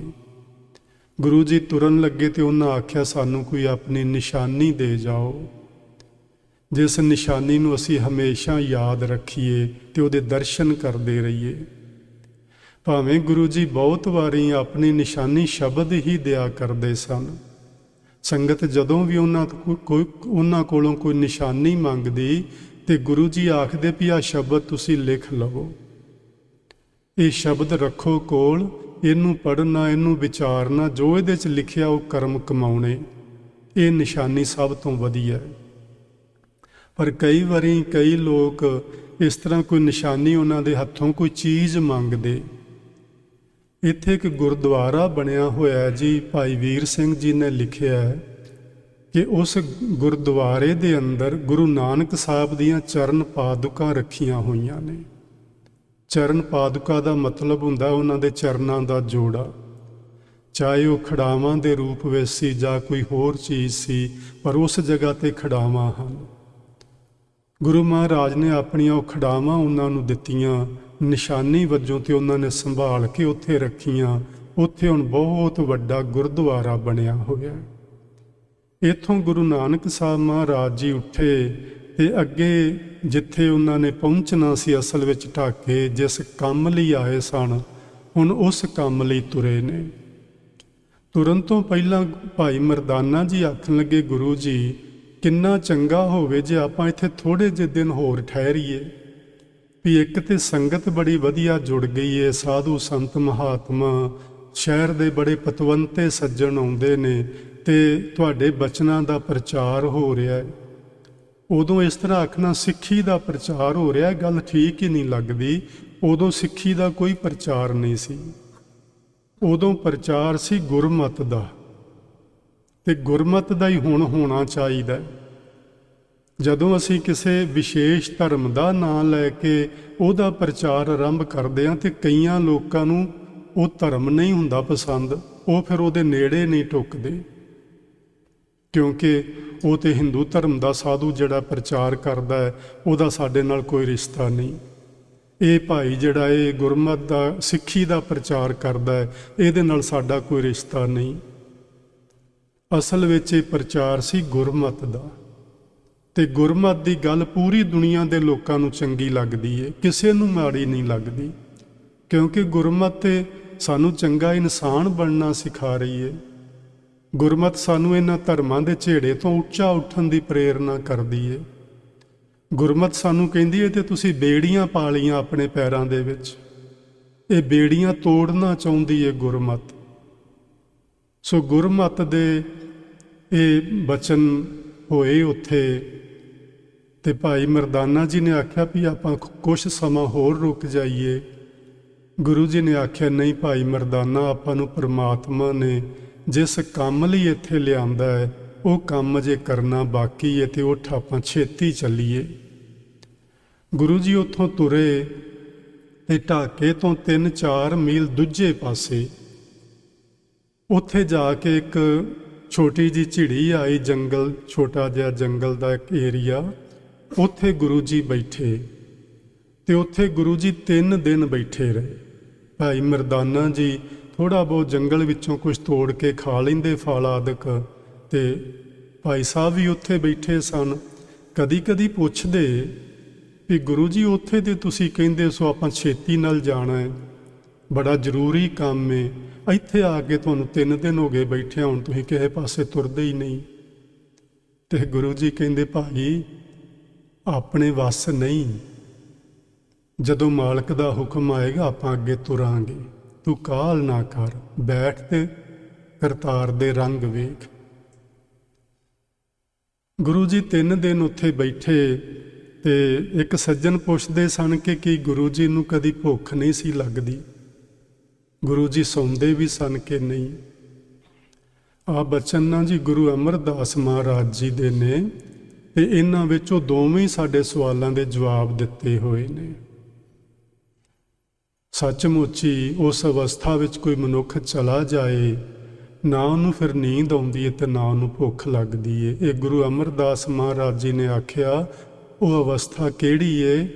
ਗੁਰਮੁਖ ਅੰਤਰ ਸਹਿਜ ਹੈ, ਉਹ ਹੈ ਸਹਿਜ ਅਵਸਥਾ, ਜਿਸ ਨੂੰ ਤੁਰੀਆ ਅਵਸਥਾ ਆਖਦੇ, ਜਿਸ ਨੂੰ ਪਰਮ ਪਦਵੀ ਆਖਦੇ, ਜਿਸ ਨੂੰ ਚੌਥੀ ਅਵਸਥਾ ਆਖਦੇ, ਜਿਸ ਨੂੰ 10ਵੇਂ ਦੁਆਰ ਵਾਲੀ ਅਵਸਥਾ ਆਖਦੇ, ਜਿਸ ਅਵਸਥਾ ਨੂੰ ਕੋਈ ਸੱਚਖੰਡ ਕਹਿੰਦਾ ਤੇ ਕੋਈ ਬੇਗਮਪੁਰਾ ਕਹਿੰਦਾ। ਗੁਰਮੁਖ ਅੰਤਰ ਸਹਿਜ ਹੈ, ਮਨ ਚੜ੍ਹਿਆ 10ਵੇਂ ਆਕਾਸ਼। ਗੁਰਮੁਖ ਲੋਕ ਉਹ ਹੁੰਦੇ ਨੇ ਜਿਹੜੇ ਗੁਰੂ ਦੇ ਦੱਸੇ ਰਸਤੇ ਤੇ ਚੱਲਦੇ ਨੇ, ਉਹਨਾਂ ਨੂੰ ਗੁਰਮੁਖ ਆਖੀਦਾ। ਉਹਨਾਂ ਦੇ ਅੰਦਰ ਇੱਕ ਉੱਚੀ ਆਤਮਿਕ ਅਵਸਥਾ ਬਣਦੀ ਜਿਸ ਨੂੰ ਸਹਿਜ ਆਖਿਆ ਜਾਂਦਾ। ਇਹ ਸਹਿਜ ਅਵਸਥਾ ਉਹ ਹੁੰਦੀ ਹੈ ਜਿਹਦੇ ਵਿੱਚ ਪਹੁੰਚ ਕੇ ਫਿਰ ਕਦੀ ਮਨ ਭਟਕਣਾ ਵਿੱਚ ਨਹੀਂ ਪੈਂਦਾ। ਮਨ ਬਹੁਤ ਸ਼ਾਂਤ ਰਹਿੰਦਾ ਹੈ, ਮਨ ਟਿਕਾ ਵਿੱਚ ਰਹਿੰਦਾ ਹੈ। ਉਸੇ ਨੂੰ ਮਨ ਚੜ੍ਹਿਆ 10ਵੇਂ ਆਕਾਸ਼ ਗੁਰੂ ਜੀ ਆਖਦੇ ਨੇ ਕਿ 10ਵੇਂ ਆਕਾਸ਼ ਵਿੱਚ 10ਵੇਂ ਦੁਆਰ ਵਿੱਚ ਉਹ ਸਹਿਜ ਅਵਸਥਾ ਵਿੱਚ ਮਨ ਦਾ ਟਿਕਾ ਹੋ ਜਾਂਦਾ ਹੈ। ਉਸ ਅਵਸਥਾ ਵਿੱਚ ਤਿੱਥੈ ਦਾ ਮਤਲਬ ਹੈ ਉਸ ਅਵਸਥਾ ਵਿੱਚ ਊਂਘ ਨਾ ਭੁੱਖ ਹੈ। ਊਂਘ ਦਾ ਮਤਲਬ ਹੈ ਨੀਂਦ ਦਾ ਆਉਣਾ, ਤੇ ਭੁੱਖ ਆਪਾਂ ਸਮਝਦੇ ਹੀ ਹਾਂ। ਉੱਥੇ ਨਾ ਨੀਂਦ ਆਉਂਦੀ ਏ ਨਾ ਭੁੱਖ ਪਿਆਸ ਲੱਗਦੀ ਏ, ਕਿਉਂਕਿ ਉੱਥੇ ਹਰ ਅੰਮ੍ਰਿਤ ਨਾਮ ਸੁਖ ਵਾਸ। ਉੱਥੇ ਪਰਮੇਸ਼ਵਰ ਦੇ ਨਾਮ ਰੂਪ ਅੰਮ੍ਰਿਤ ਦਾ ਸੋਮਾ ਅੰਦਰ ਜਾਰੀ ਹੋ ਜਾਂਦਾ ਹੈ। ਉਹਦੇ ਵਿੱਚੋਂ ਫਿਰ ਉਹ ਜਗਿਆਸੂ, ਉਹ ਗੁਰਮੁਖ ਪਿਆਰੇ ਉਸ ਅੰਮ੍ਰਿਤ ਨੂੰ ਚੱਖਦੇ ਰਹਿੰਦੇ ਨੇ। ਉਹ ਅੰਮ੍ਰਿਤ ਫਿਰ ਉਹਨਾਂ ਨੂੰ ਭੁੱਖ ਨਹੀਂ ਲੱਗਣ ਦਿੰਦਾ, ਉਹ ਅੰਮ੍ਰਿਤ ਉਹਨਾਂ ਨੂੰ ਪਿਆਸ ਨਹੀਂ ਲੱਗਣ ਦਿੰਦਾ।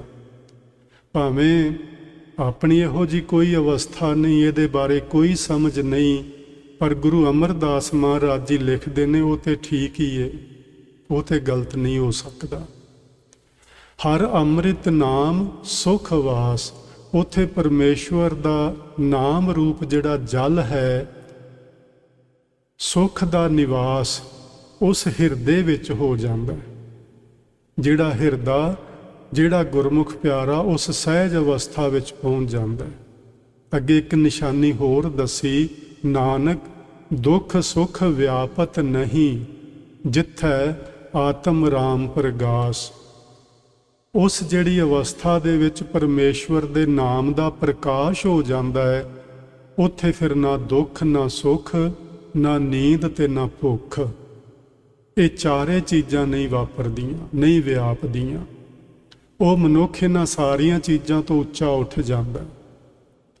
ਸੋ ਇਹ ਬਚਨ ਗੁਰੂ ਅਮਰਦਾਸ ਮਹਾਰਾਜ ਜੀ ਨੇ ਸਾਡੀ ਜਾਣਕਾਰੀ ਲਈ ਲਿਖੇ ਨੇ।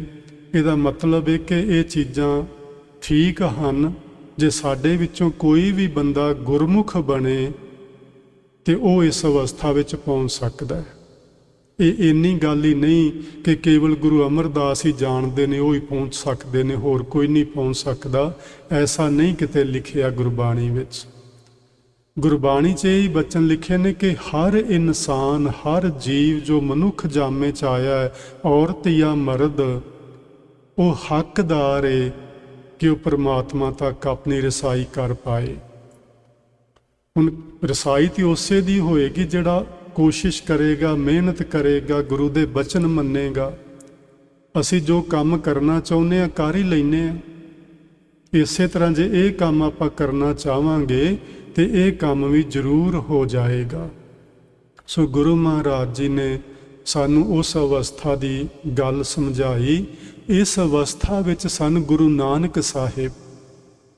ਜਿੱਥੇ ਉਹ ਬੈਠੇ, ਨਾ ਉਹਨਾਂ ਨੂੰ ਭੁੱਖ ਲੱਗਦੀ ਨਾ ਪਿਆਸ ਲੱਗਦੀ। ਮਰਦਾਨਾ ਜੀ ਬਹੁਤ ਵਾਰੀ ਆਖਦੇ ਕਿ ਗੁਰੂ ਨਾਨਕ ਜੀ ਮੇਰੇ ਤੇ ਵੀ ਮਿਹਰਬਾਨੀ ਕਰੋ, ਮੈਨੂੰ ਵੀ ਇਹੋ ਜਿਹੀ ਅਵਸਥਾ ਬਖਸ਼ੋ ਤਾਂ ਕਿ ਮੈਨੂੰ ਵੀ ਭੁੱਖ ਪਿਆਸ ਨਾ ਲੱਗੇ, ਮੇਰੇ ਤੇ ਵੀ ਇਹ ਸੁੱਖ ਦੁੱਖ ਵਾਲਾ ਭਾਣਾ ਨਾ ਵਾਪਰੇ। ਤੇ ਗੁਰੂ ਸਾਹਿਬ ਆਖਿਆ ਕਰਦੇ ਸਨ, ਭਾਈ ਮਰਦਾਨਾ ਅਭਿਆਸ ਕਰਨ ਨਾਲ ਤੇਰੀ ਅਵਸਥਾ ਵੀ ਬਣ ਜਾਏਗੀ। ਅਭਿਆਸ ਕਰਿਆ ਕਰ। ਤੈਨੂੰ ਸ਼ਬਦ ਦਿੱਤਾ, ਉਸ ਸ਼ਬਦ ਦਾ ਅਭਿਆਸ ਕਰਿਆ ਕਰ। ਆਪਾਂ ਸਾਰੇ ਉਸ ਸ਼ਬਦ ਨੂੰ ਜਾਣਦੇ ਹਾਂ ਗੁਰਮੁਖੋ, ਮੈਂ ਵੀ ਤੇ ਤੁਸੀਂ ਵੀ। ਆਪਾਂ ਸਾਰੇ ਅਭਿਆਸ ਕਰਿਆ ਕਰੀਏ। ਆਪਾਂ ਬਹੁਤ ਚੰਗੇ ਇਨਸਾਨ ਹਾਂ, ਮਾੜੇ ਨਹੀਂ। ਆਪਾਂ ਕਿਸੇ ਨਾਲ ਕੋਈ ਠੱਗੀ ਧੋਖਾ ਨਹੀਂ ਕਰਨ ਤੁਰੇ ਹੋਏ।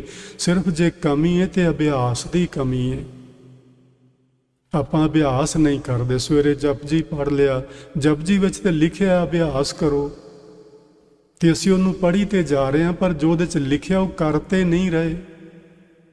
ਸੋ ਗੁਰੂ ਜੀ ਦਾ ਮੰਨਣਾ ਹੈ ਕਿ ਜੋ ਭਾਈ ਲਿਖਿਆ, ਜੋ ਤੁਸੀਂ ਪੜ੍ਹਦੇ ਹੋ, ਇਸ ਨੂੰ ਕਰੋ। ਤੇ ਕਰਨਾ ਕੀ ਹੈ? ਕਰਨਾ ਹੈ ਸ਼ਬਦ ਦਾ ਅਭਿਆਸ। ਫਿਰ ਮਨ ਕਾਬੂ ਵਿੱਚ ਆ ਜਾਏਗਾ। ਜਿਵੇਂ ਹੀ ਮਨ ਕਾਬੂ 'ਚ ਆਏਗਾ, ਫਿਰ ਮਨ ਚੜਿਆ 10ਵੇਂ ਆਕਾਸ਼। ਇਹ ਫਿਰ ਉੱਚੀਆਂ ਅਵਸਥਾਵਾਂ ਨੂੰ ਪ੍ਰਾਪਤ ਜ਼ਰੂਰ ਕਰ ਲਵੇਗਾ ਜੇ ਆਪਾਂ ਅਭਿਆਸ ਕਰਨਾ ਸ਼ੁਰੂ ਕਰ ਦਈਏ। 3 ਦਿਨਾਂ ਤੋਂ ਬਾਅਦ ਆਖਣ ਲੱਗੇ ਗੁਰੂ ਨਾਨਕ ਸਾਹਿਬ, ਭਾਈ ਮਰਦਾਨਾ ਲੈ ਹੁਣ ਤੂੰ ਜਾ ਇਸ ਨਗਰ ਦੇ ਵਿੱਚ। ਉਸ ਨਗਰ ਵਿੱਚ ਗੁਰੂ ਨਾਨਕ ਸਾਹਿਬ ਨੇ ਭਾਈ ਮਰਦਾਨਾ ਜੀ ਨੂੰ ਤੋਰਿਆ ਤੇ ਭਾਈ ਮਰਦਾਨਾ ਜੀ ਉਸ ਨਗਰ ਦੇ ਵਿੱਚ ਜਦੋਂ ਅੰਦਰ ਚਲੇ ਗਏ ਤੇ ਅੱਗੇ ਇੱਕ ਬਹੁਤ ਵੱਡੀ ਸਾਰੀ ਡਿਓਢੀ ਨਜ਼ਰ ਆਈ। ਡਿਓਢੀ ਤੁਸੀਂ ਜਾਣਦੇ ਹੋ, ਪੁਰਾਣੇ ਸਮੇਂ 'ਚ ਆਪਣੀਆਂ ਵੱਡੀਆਂ ਵੱਡੀਆਂ ਹਵੇਲੀਆਂ ਹੁੰਦੀਆਂ ਸਨ ਤੇ ਉਹਨਾਂ ਵੱਡੀਆਂ ਹਵੇਲੀਆਂ ਦਾ ਇੱਕ ਮੁੱਖ ਦਰਵਾਜ਼ਾ ਹੁੰਦਾ ਸੀ ਬਾਹਰਲੇ ਪਾਸੇ, ਉਸ ਨੂੰ ਡਿਓਢੀ ਆਖਦੇ ਸਨ। ਤੁਸੀਂ ਅੱਜ ਦਰਬਾਰ ਸਾਹਿਬ ਜਾਓ ਅੰਮ੍ਰਿਤਸਰ ਤੇ ਗੁਰੂ ਮਹਾਰਾਜ ਦੇ ਦਰਸ਼ਨ ਕਰਨ ਤੋਂ ਪਹਿਲਾਂ ਤੁਹਾਨੂੰ ਦਰਸ਼ਨੀ ਡਿਓਢੀ ਦੇ ਵਿੱਚੋਂ ਲੰਘਣਾ ਪੈਂਦਾ। ਇਹ ਮੈਂ ਸਿਰਫ ਤੁਹਾਨੂੰ ਦੱਸਿਆ ਕਿ ਪੁਰਾਣੇ ਸਮੇਂ 'ਚ ਇਸ ਤਰ੍ਹਾਂ ਡਿਓਢੀਆਂ ਹੁੰਦੀਆਂ ਸਨ। ਇੱਕ ਵੱਡੀ ਸਾਰੀ ਡਿਓਢੀ ਆਈ, ਉਹਦਾ ਦਰਵਾਜ਼ਾ ਖੁੱਲ੍ਹਾ ਸੀ, ਦਰਵਾਜ਼ਾ ਬੰਦ ਨਹੀਂ ਸੀ। ਮਰਦਾਨਾ ਜੀ ਨੂੰ ਸ਼ਾਇਦ ਭੁੱਖ ਲੱਗੀ ਸੀ ਤੇ ਉਹ ਇਸੇ ਲਈ ਸ਼ਹਿਰ ਵਿੱਚ ਆਏ ਸੀ ਕਿ ਭੋਜਨ ਥੋੜਾ ਆਪ ਛਕਣਗੇ ਤੇ ਗੁਰੂ ਮਹਾਰਾਜ ਵੀ 3 ਦਿਨ ਹੋ ਗਏ ਨੇ ਕੁਛ ਨਹੀਂ ਛਕਿਆ, ਕੁਛ ਉਹਨਾਂ ਵਾਸਤੇ ਲੈ ਕੇ ਜਾਵਾਂਗਾ, ਉਹ ਵੀ ਛਕ ਲੈਣਗੇ। ਅੰਦਰ ਵੇਖਿਆ, ਝਾਤੀ ਮਾਰੀ ਤੇ ਬਹੁਤ ਵੱਡਾ ਇੱਕ ਮਹਿਲ ਨੁਮਾ ਘਰ ਸੀ। ਭਾਈ ਮਰਦਾਨੇ ਨੇ ਸੋਚਿਆ ਮੈਂ ਅੰਦਰ ਜਾਣਾ, ਜਿਵੇਂ ਡਿਓਢੀ ਬੜੀ ਵੱਡੀ ਹੈ, ਘਰ ਵੀ ਮਹਿਲ ਵਰਗਾ ਹੈ ਤੇ ਇੱਥੇ ਭੋਜਨ ਪਦਾਰਥ ਵੀ ਚੰਗੇ ਹੋਣਗੇ ਤੇ ਆਪ ਵੀ ਛਕਾਂਗਾ ਤੇ ਗੁਰੂ ਮਹਾਰਾਜ ਲਈ ਵੀ ਲੈ ਕੇ ਜਾਵਾਂਗਾ। ਇਹ ਜਿਹੜਾ ਮਹਿਲ ਨੁਮਾ ਘਰ ਹੈ, ਇਹ ਘਰ ਹੈ ਨੂਰ ਸ਼ਾਹ ਦਾ, ਜਿਹਦਾ ਭਲਾ ਗੁਰੂ ਜੀ ਨੇ ਕਰਨਾ ਹੈ। ਇਹ ਨੂਰ ਸ਼ਾਹ ਕੌਣ ਹੈ? ਅਸੀਂ ਥੋੜਾ ਜਿਹਾ ਇਹ ਪਹਿਲਾਂ ਸਮਝ ਲਈਏ।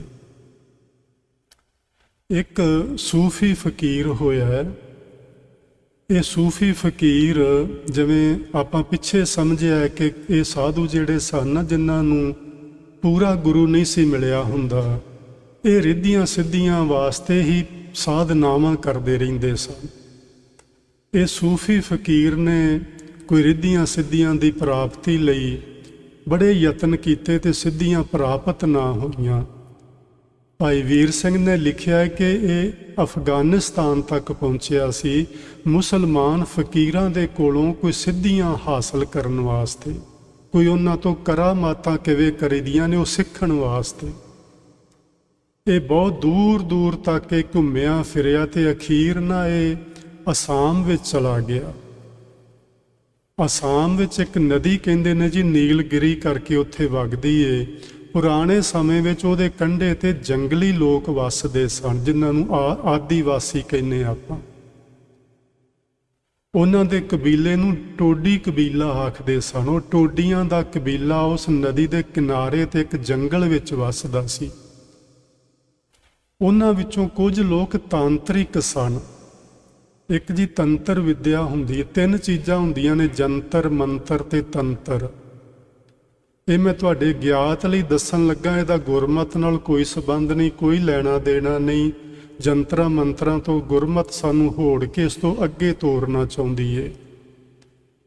ਜੰਤਰ ਦਾ ਮਤਲਬ ਹੁੰਦਾ ਹੈ ਕੋਈ ਕਾਗਜ਼ ਦੇ ਉੱਤੇ ਲਿਖ ਲਈਏ ਸ਼ਬਦ, ਕੋਈ ਬਚਨ, ਕੋਈ ਮੰਤਰ।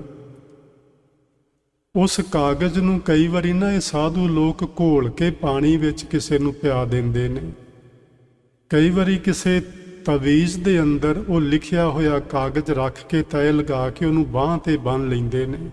ਇਹ ਹਨੂਮਾਨ ਦਾ ਤਵੀਜ਼ ਬੰਨਿਆ ਹੈ, ਫਲਾਣੀ ਦੇਵੀ ਦਾ ਬੰਨਿਆ ਹੈ, ਇਹ ਇਸ ਵਾਸਤੇ, ਇਹ ਇਸ ਵਾਸਤੇ। ਇਸ ਤਰ੍ਹਾਂ ਉਸ ਨੂੰ ਜੰਤਰ ਆਖਦੇ। ਮੰਤਰ ਹੁੰਦਾ ਹੈ ਕਿਸੇ ਨਾਲ ਗੁਪਤ ਗੱਲ ਕਰਨੀ, ਮੁੱਖ ਤੋਂ ਬੋਲਣਾ ਨਹੀਂ, ਲੇਕਿਨ ਅੰਦਰ ਹੀ ਅੰਦਰ ਕੁਛ ਕਹਿੰਦੇ ਰਹਿਣਾ। ਜਿਵੇਂ ਅਸੀਂ ਸ਼ਬਦ ਦਾ ਅਭਿਆਸ ਕਰਦੇ ਹਾਂ, ਪਰਮਾਤਮਾ ਨਾਲ ਗੱਲਾਂ ਕਰਨੀਆਂ, ਲੇਕਿਨ ਉਹ ਲੋਕ ਮੰਤਰ ਸਿੱਧੀਆਂ ਵਾਸਤੇ ਕਰਦੇ ਸਨ, ਪਰਮਾਤਮਾ ਵਾਸਤੇ ਨਹੀਂ। ਸੋ ਗੁਪਤ ਗੱਲ ਕਰਨ ਨੂੰ ਮੰਤਰ ਆਖਦੇ ਨੇ। ਤੰਤਰ ਹੁੰਦੇ ਨੇ ਜਾਦੂ ਟੂਣੇ, ਜਿਹਨਾਂ ਨੂੰ ਟੋਟਕੇ ਵੀ ਕਹਿੰਦੇ ਨੇ। ਸੋ ਇਹ 3 ਚੀਜ਼ਾਂ ਉਹਨਾਂ ਲੋਕਾਂ ਦੇ ਕੋਲ ਸਨ। ਇਹ ਚੀਜ਼ਾਂ ਜੀ ਹੁੰਦੀਆਂ ਨੇ, ਇਹਦਾ ਮਤਲਬ ਇਹ ਨਹੀਂ ਲੈਣਾ ਕਿ ਗੁਰਮਤ ਮਨਾ ਕਰਦੀ ਕਿ ਇਹਨਾਂ ਵਿੱਚ ਨਾ ਪਵੋ, ਤੇ ਇਹ ਚੀਜ਼ਾਂ ਕਿਤੇ ਹੁੰਦੀਆਂ ਹੀ ਨਹੀਂ, ਹੁੰਦੀਆਂ ਹਨ। ਪਰ ਗੁਰਮਤ ਕਹਿੰਦੀ ਤੁਸੀਂ ਇਸ ਉਲਝੇਵੇਂ ਵਿੱਚ ਨਾ ਉਲਝਣਾ, ਇੱਥੇ ਫਸ ਜਾਓਗੇ। ਇਹ ਰਿੱਧੀਆਂ ਸਿੱਧੀਆਂ, ਰਿੱਧ ਸਿੱਧ ਸਭ ਮੋਹ ਹੈ, ਨਾਮ ਨਾ ਵਸੈ ਮਨ ਆਏ। ਜੇ ਤੁਸੀਂ ਰਿੱਧੀਆਂ ਸਿੱਧੀਆਂ ਵਿੱਚ ਫਸ ਗਏ ਤੇ ਪਰਮਾਤਮਾ ਦੇ ਨਾਮ ਤੋਂ ਟੁੱਟ ਜਾਓਗੇ ਤੇ ਤੁਸੀਂ ਪਰਮਾਤਮਾ ਤੱਕ ਕਦੀ ਫਿਰ ਪਹੁੰਚ ਨਹੀਂ ਪਾਓਗੇ, ਜੋ ਸਾਡੇ ਜੀਵਨ ਦਾ ਅਸਲ ਵਿੱਚ ਮਕਸਦ ਹੈ। ਉਸ ਤੋਂ ਪਿੱਛੇ ਰਹਿ ਜਾਓਗੇ। ਇਹ ਲੋਕ ਇਸ ਤਰ੍ਹਾਂ ਦੇ ਕੰਮ ਕਰਦੇ ਸਨ। ਉਹ ਜਿਹੜਾ ਸਾਧੂ ਫਕੀਰ ਸੀ, ਸੂਫੀ ਫਕੀਰ, ਉਹ ਇਸ ਜੰਗਲ ਵਿੱਚ ਪਹੁੰਚਿਆ। ਉਹਨੂੰ ਪਤਾ ਲੱਗਾ ਕਿਉਂਕਿ ਉੱਥੇ ਕੋਈ ਲੋਕ ਨੇ ਜਿਹੜੇ ਤਾਂਤਰਿਕ ਵਿਦਿਆ ਜਾਣਦੇ ਨੇ। ਮੈਨੂੰ ਤਾਂਤਰਿਕ ਵਿਦਿਆ ਤੋਂ ਜੀ ਇੱਕ ਗੱਲ ਯਾਦ ਆਈ। ਮੈਂ ਜੀਵਨੀ ਪੜ੍ਹੀ ਪ੍ਰੋਫੈਸਰ ਸਾਹਿਬ ਸਿੰਘ ਦੀ। ਉਹਨਾਂ ਨੇ ਆਪ ਉਹ ਕਿਤਾਬ ਲਿਖੀ ਹੈ ਤੇ ਉਹਨਾਂ ਦਾ ਆਪਣਾ ਜੀਵਨ ਹੈ ਉਹਦੇ ਵਿੱਚ ਇੱਕ ਗੱਲ ਲਿਖੀ ਉਹਨਾਂ ਨੇ ਮੰਤਰ ਬਾਰੇ, ਗਰੁੜ ਮੰਤਰ ਬਾਰੇ। ਤੇ ਗਰੁੜ ਮੰਤਰ ਹੁੰਦਾ ਹੈ, ਜੇ ਕਿਸੇ ਨੂੰ ਸੱਪ ਡੰਗ ਮਾਰ ਜਾਏ, ਉਸ ਦੇ ਜ਼ਹਿਰ ਨੂੰ ਉਤਾਰਨ ਵਾਸਤੇ ਉਹ ਗਰੁੜ ਮੰਤਰ ਪੜ੍ਹਿਆ ਜਾਂਦਾ ਹੈ। ਅੱਜ ਭਾਵੇਂ ਦਵਾਈ ਆ ਗਈ ਹੈ, ਇੰਜੈਕਸ਼ਨ ਦੇ ਦਿੰਦੇ ਨੇ, ਉਹ ਸੱਪ ਦਾ ਜ਼ਹਿਰ ਕੰਮ ਨਹੀਂ ਕਰਦਾ, ਲੇਕਿਨ ਪੁਰਾਣੇ ਸਮੇਂ 'ਚ ਇਸ ਤਰ੍ਹਾਂ ਕੋਈ ਦਵਾਈਆਂ ਨਹੀਂ ਸਨ ਹੁੰਦੀਆਂ। ਉਦੋਂ ਇਹ ਮੰਤਰਾਂ ਦੇ ਨਾਲ ਰੋਗ ਵੀ ਦੂਰ ਕੀਤੇ ਜਾਂਦੇ ਸਨ। ਤੇ ਉਹ ਲਿਖਦੇ ਨੇ ਕਿ ਇਹ ਜਿਹੜਾ ਗਾਰੁੜ ਮੰਤਰ ਹੈ ਇਹ ਕੰਮ ਕਰਦਾ ਹੈ। ਉਹ ਕਹਿੰਦੇ ਨੇ ਮੈਂ ਇਹਦੀ ਪਰਖ ਕੀਤੀ ਹੈ, ਇਹ ਕੰਮ ਕਰਦਾ ਹੈ। ਜੇ ਕਿਸੇ ਨੂੰ ਸੱਪ ਡੰਗ ਮਾਰ ਜਾਵੇ, ਉਹ ਜਿਸ ਨੇ ਕਿਸੇ ਨੇ ਗਾਰੁੜ ਮੰਤਰ ਦੀ ਸਿੱਧੀ ਕੀਤੀ ਹੋਈ ਹੋਵੇ, ਉਹ ਆਦਮੀ ਆ ਕੇ ਉੱਥੇ ਮੰਤਰ ਪੜ੍ਹੇ ਤੇ ਸੱਪ ਦਾ ਜ਼ਹਿਰ ਉਤਰ ਸਕਦਾ। ਸੋ ਇਹ ਮੰਤਰ ਜੀ ਕੰਮ ਕਰਦੇ ਨੇ। ਇਹ ਐਵੇਂ ਨਹੀਂ ਹਨ, ਲੇਕਿਨ ਗੁਰਮਤਿ ਕਹਿੰਦੀ ਹੈ ਕਿ ਤੁਸੀਂ ਇਸ ਝੇੜੇ ਵਿੱਚ ਨਹੀਂ ਪੈਣਾ। ਉਹ ਸੂਫੀ ਫਕੀਰ ਇਸ ਜਗ੍ਹਾ ਤੇ ਪਹੁੰਚਿਆ ਜੰਗਲੀ ਲੋਕਾਂ ਦੇ ਕੋਲ। ਉਹਨਾਂ ਨੂੰ ਉਸਨੇ ਆਪਣੀ ਵਿਥਿਆ ਦੱਸੀ ਕਿ ਮੈਂ ਬੜੀ ਦੂਰ ਤੱਕ ਫਿਰਿਆ ਹਾਂ ਤੇ ਮੈਨੂੰ ਆਹ ਸਿੱਧੀਆਂ ਮੈਂ ਕਰਨਾ ਚਾਹੁੰਦਾ, ਤੇ ਮੈਨੂੰ ਕਿਸੇ ਨੇ ਦੱਸੀਆਂ ਨਹੀਂ, ਮੈਂ ਕਰ ਨਹੀਂ ਪਾਇਆ, ਤੇ ਮੈਨੂੰ ਇਹਦੇ ਬਾਰੇ ਕੋਈ ਜਾਣਕਾਰੀ ਦਿਓ, ਮੈਨੂੰ ਕਰਵਾਓ। ਉੱਥੇ ਕੁਝ ਸਮਾਂ ਉਹ ਠਹਿਰਿਆ ਤੇ ਉਹਨਾਂ ਲੋਕਾਂ ਨੇ ਉਸ ਨੂੰ ਇੱਕ ਵਿਦਿਆ ਸਿਖਾਈ ਜਿਸ ਨੂੰ ਤਰਾਟਕ ਬੋਲਦੇ ਨੇ। ਮੈਂ ਸਮਾਂ ਹੋ ਗਿਆ ਜੀ, ਆਪਾਂ ਫਿਰ ਨਾ ਗੱਲ ਇੱਥੋਂ ਹੀ ਸ਼ੁਰੂ ਕਰ ਲਵਾਂਗੇ। ਤਰਾਟਕ ਉੱਤੇ ਥੋੜ੍ਹੀ ਤੁਹਾਡੇ ਨਾਲ ਮੈਂ ਜ਼ਰੂਰ ਗੱਲ ਕਰਨੀ ਹੈ, ਕਿਉਂਕਿ ਨੂਰ ਸ਼ਾਹ ਨੇ ਭਾਈ ਮਰਦਾਨਾ ਜੀ ਨੂੰ ਉਸ ਤਰਾਟਕ ਵਿਦਿਆ ਦੇ ਅਨੁਸਾਰ ਆਪਣੇ ਵੱਸ ਵਿੱਚ ਕਰ ਲਿਆ ਸੀ। ਭਾਈ ਮਰਦਾਨਾ ਹੀ ਨਹੀਂ, ਉਹਨੇ ਬਹੁਤ ਸਾਰੇ ਲੋਕ ਵੱਸ ਵਿੱਚ ਕੀਤੇ ਹੋਏ ਸਨ। ਇੱਥੋਂ ਤੱਕ ਸਾਧੂ ਸੰਤ ਉਹਦਾ ਪਾਣੀ ਭਰਦੇ ਸਨ। ਸੋ ਆਪਾਂ ਇੱਥੋਂ ਗੱਲ ਸ਼ੁਰੂ ਕਰਾਂਗੇ ਅਗਲੀ ਕਥਾ ਵਿੱਚ। ਤਰਾਟਕ ਵਿਦਿਆ ਕੀ ਹੈ, ਇਹਦੀ ਸਿੱਧੀ ਕਿਵੇਂ ਹੁੰਦੀ, ਮੈਂ ਤੁਹਾਨੂੰ ਉਹ ਵੀ ਦੱਸਾਂਗਾ। ਪਰ ਮੈਂ ਇਹ ਨਹੀਂ ਆਖਾਂਗਾ ਸਿੱਧੀ ਕਰੋ, ਇਹ ਨਹੀਂ ਮੈਂ ਆਖਾਂਗਾ। ਪਰ ਸਮਝ ਲੈਣਾ ਕੋਈ ਮਾੜੀ ਗੱਲ ਨਹੀਂ ਹੁੰਦੀ ਕਿਸੇ ਚੀਜ਼ ਨੂੰ ਵੀ। ਸੋ ਆਪਾਂ ਇਸ ਨੂੰ ਸਮਝ ਕੇ ਤੇ ਫਿਰ ਵੇਖਾਂਗੇ ਕਿ ਉਸ ਸਾਧੂ ਤੋਂ ਇਹ ਨੂਰ ਸ਼ਾਹ ਜਿਹੜੀ ਹੈਗੀ ਹੈ, ਇਹ ਕਿਵੇਂ ਨੂਰ ਸ਼ਾਹ ਬਣੀ। ਉਹ ਜਿਹੜਾ ਸੂਫੀ ਫਕੀਰ ਹੈ, ਉਹਦਾ ਨਾਂ ਅਸਲ ਵਿੱਚ ਨੂਰ ਸ਼ਾਹ ਹੈ। ਸੋ ਉੱਥੋਂ ਅੱਗੇ ਇਹ ਇੱਕ ਜਿਵੇਂ ਗੱਦੀ ਚੱਲ ਪੈਂਦੀ ਹੈ, ਇੱਕ ਗੱਦੀ ਚੱਲੀ ਪਈ। ਇਹ ਔਰਤ ਜਿਹੜੀ ਹੈ ਨੂਰ ਸ਼ਾਹ, ਇਹ ਉਸ ਗੱਦੀ ਦੀ ਹੁਣ ਗੱਦੀਦਾਰ ਹੈ। ਇਸ ਨੇ ਭਾਈ ਮਰਦਾਨਾ ਜੀ ਨੂੰ ਤਰਾਟਕ ਵਿਦਿਆ ਦੀ ਰਾਹੀਂ ਆਪਣੇ ਵੱਸ ਵਿੱਚ ਕੀਤਾ ਸੀ। ਸੋ ਇੱਥੋਂ ਆਪਾਂ ਗੱਲ ਆਉਣ ਵਾਲੇ ਸਮੇਂ 'ਚ ਸ਼ੁਰੂ ਕਰਾਂਗੇ। ਗੁਰੂ ਮਹਾਰਾਜ ਮਿਹਰ ਕਰਨ, ਸਾਨੂੰ ਸਮਾਂ ਬਖਸ਼ਿਸ਼ ਕਰਨ। ਆਪ ਸਾਰੀ ਸੰਗਤ ਦਾ ਦਿਲੋਂ ਧੰਨਵਾਦੀ ਹਾਂ। ਤੁਸੀਂ ਬੜੇ ਪਿਆਰ ਨਾਲ ਬੈਠ ਕੇ ਗੁਰੂ ਇਤਿਹਾਸ ਨੂੰ ਸ਼ਰਵਨ ਕਰਨ ਦੀ ਕਿਰਪਾਲਤਾ ਕਰ ਰਹੇ ਹੋ। ਮੇਰੇ ਪਾਸੋਂ ਹੋਈਆਂ ਭੁੱਲਾਂ ਦੀ ਖਿਮਾ ਪਿਆਰ ਨਾਲ ਆਖੋ ਜੀ। ਵਾਹਿਗੁਰੂ ਜੀ ਕਾ ਖਾਲਸਾ, ਵਾਹਿਗੁਰੂ ਜੀ ਕੀ ਫਤਿਹ।